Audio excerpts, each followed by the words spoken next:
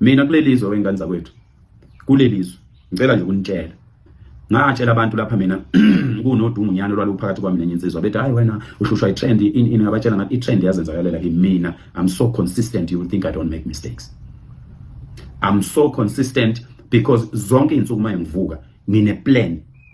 ngineqhinga lokuthi empilweni ngiyapi ngifuna ukufika phi nini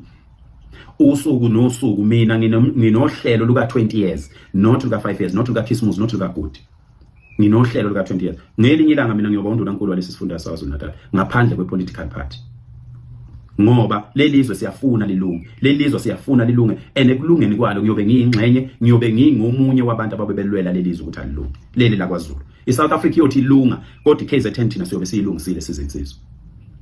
so uqaphele ukuthi awugcini uyitshela wena ukuthi ungcolisa igama lami kanti usuvimba ikusasa lakho futhi because lokho engimtshela khona kuzobe mina ngelinye ilanga ngizoba undunankulu walesifundazwe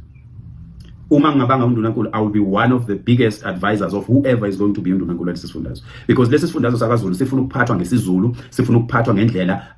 amakhosi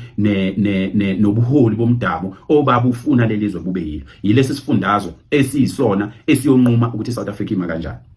kwabaningi kuyiphupho lokho ngoba balibele utshwala balibele amantombazana balibele ukuganga ngengane zabantu kuyiphupho but mina I'm on the mission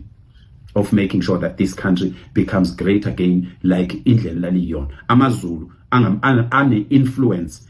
kulelizwe mina ngingumZulu ngazi isiZulu ngazi isintu sesizulu ezinye inhlanga ngizazi angisho ukuthi ezinye inhlanga zinawo umnikelo ezingawenza ukuthi lelizwe liye phambili kodwa mina njengomZulu ngikhulumela umZulu uma umpedi khuluma kanjalo you will do your contribution towards South Africa yokhandwa lezi ifundazwe mina ngikhulumela iKZN there's a contribution that I'm doing towards the IFP a big contribution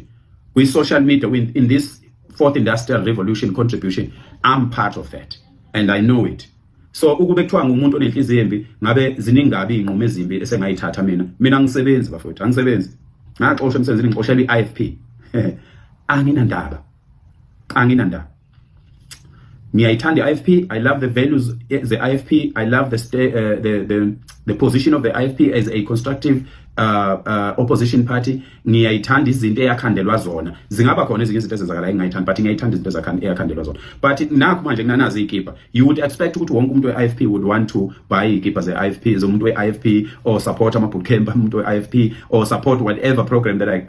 I'm involved in ngidayisa ngisho inkomo ayikho inkomo yakathongo yathengwa umholi weIFP but they bayisebenzisa inkomo njalo but anginayo inkingi angikwazi ukukhala ngikhalela abantu abangayona ingxenye yebusiness lami